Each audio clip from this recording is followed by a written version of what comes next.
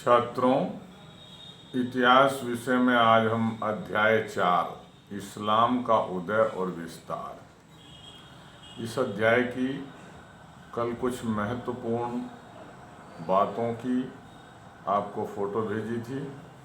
उम्मीद है सभी छात्रों ने इसको पढ़ लिया होगा। अब इसे वीडियो के माध्यम से भेज रहा हूँ। इस वीडियो को सभी छात्र ध्यानपूर्वक सुनेंगे। वर्तमान इस्लाम धर्म एवं समाज का उदय 1400 वर्ष पूर्व अरब प्रायद्वीप में हुआ था। फिर से सुनेंगे। जो हमारा वर्तमान इस्लाम धर्म है, यहाँ उस धर्म और समाज का जो उदय हुआ वो 1400 वर्ष पहले अरब प्रायद्वीप से हुआ था। 600 से 1200 ईस्वी तक की अवधि में मिस्र से अफगानिस्तान तक का विशाल क्षेत्र इस्लामी सभ्यता का मूल क्षेत्र था। इस्लामिक इतिहास पर प्रकाश डालने वाली अधिकतर ऐतिहासिक तथा अर्ध ऐतिहासिक रचनाओं की भाषा अरबी है भाई। इनमें सर्वोत्तम रचना तबरी द्वारा लिखित तारीख है। इसका 38 खंडों में अंग्रेजी में अनुवाद भी अब तक किया जा चुका है।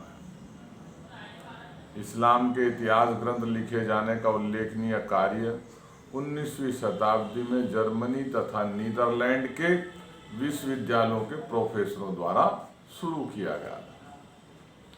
पैगंबर मोहम्मद सन 612 से 632 एक ईश्वर अल्लाह की उपासना करने और आस्तिकों के एक ही समाज की सदस्यता का प्रचार किया।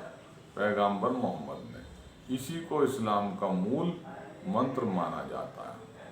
पैगंबर मोहम्मद भाषिक एवं सांस्कृतिक दृष्टि से अरबी थे।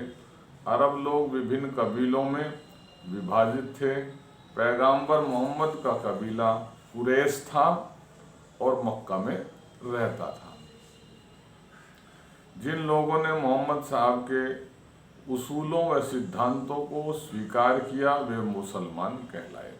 सीधी सी बात है, वही समर्थक होते हैं जो उनके उसूल और सिद्धांत मानते हैं। तो जिन लोगों ने मोहम्मद साहब के उसूलों व सिद्धांतों को स्वीकार कर लिया वो मुसलमान कहलाए।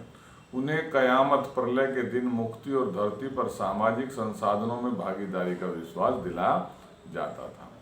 मक्का का धार्मिक नगर के साथ साथ व्यापारिक नगर के रूप में भी काफ़ी बड़ी महत्व था। मक्का यमन और तथा सीरिया के बीच के व्यापारिक मार्गों के मध्य स्थित था। मक्का जो जगह है, जो इनकी बहुत प्रसिद्ध जगह है, धार्मिक जगह है इस्लाम धर्म की, वो यमन तथा सीरिया के बीच व्यापारिक मार्गों के बीच स्थित है।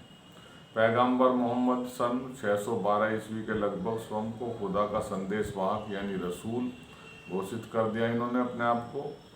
पैगंबर मोहम्मद ने बहुत से लोगों ने उन्हें रसूल स्वीकार कर लिया और उनके बताए धर्म सिद्धांत पर चलने लगे। और जो लोग उनके बताए हुए धर्म सिद्धांत पर चलने लगे वही क्या कहलाए? मुसलमान कहलाए। मोहम्मद एवं अन्य मुसलमानों को मक्का के समृद्ध लोगों के कड़े विरोध का सामना करना पड़ा, क्योंकि वे लोग अपने परंपरागत धर्म को नहीं छोड़ना चाहते थे। मक्का में भारी विरोध के चलते मोहम्मद को अपने अनुयायियों के साथ मदीना जाने के लिए बाध्य होना पड़ा भाई। पैगंबर साहब की इस यात्रा को हिजरत कहा गया।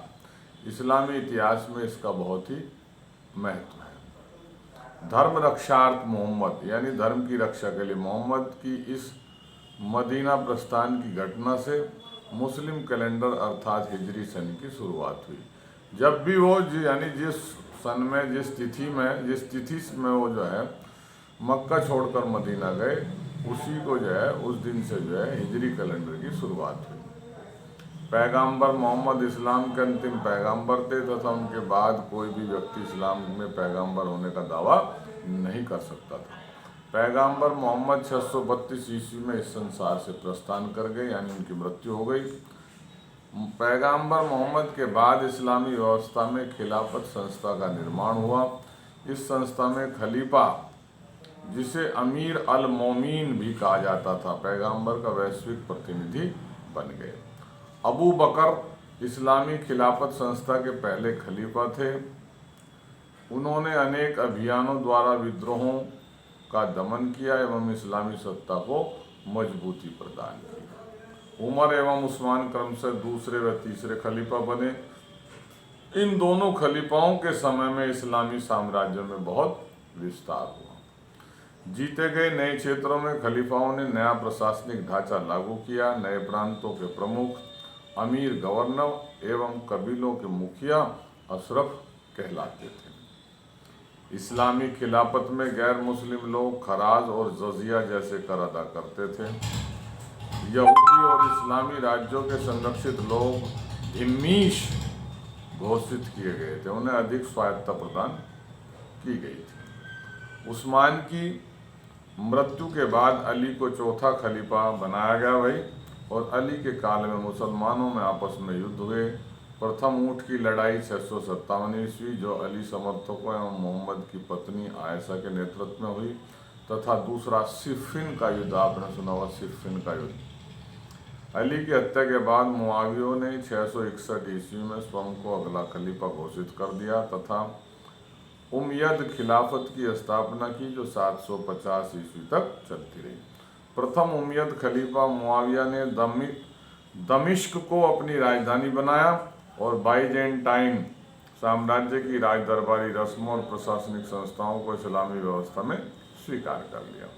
शब्द अल मलिक ने अरबी भाषा को प्रशासनिक भाषा के रूप में अपनाया। अपने इस्लामिक सिक्कों को भी जारी किया उसने भाई, और जेरूसलम में डोम ऑफ रॉक बनवाकर अरब इस्लामी पहचान को दर्शनीय बना दिया। दवा नामक एक सुनियोजित आंदोलन ने उमय्यद खिलाफत को समाप्त कर दिया तथा इसका स्थान 750 ईस्वी में अब्बासी खिलाफत ने ले लिया। अब्बासी पैगंबर साहब के वंशज थे एवं मूल रूप से कहाँ के रहने वाले थे भाई? मक्का के रहने वाले थे। अंतिम उमय्यद खलीफा मरवान था। तो ये इस तरीके से कुछ महत्वपूर्ण चीज़ें थी, महत्वपूर्ण बातें थी जो मैंने आपको वीडियो के माध्यम से बताई। कल आपको जो है फ़ोटो खींच के भेजी थी इसकी, तो सभी छात्र वहाँ से भी अध्ययन करेंगे और इस वीडियो को भी 2-3 बार सुनेंगे। धन्यवाद।